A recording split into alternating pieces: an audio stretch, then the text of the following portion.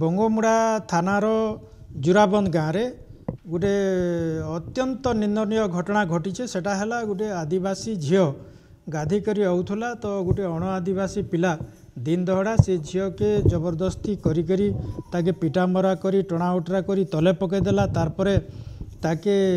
विष्ठा तार मुहे बुलीदेला घसीदेला विष्ठा खोईदेला एवं जेतेबेले तार बड़मा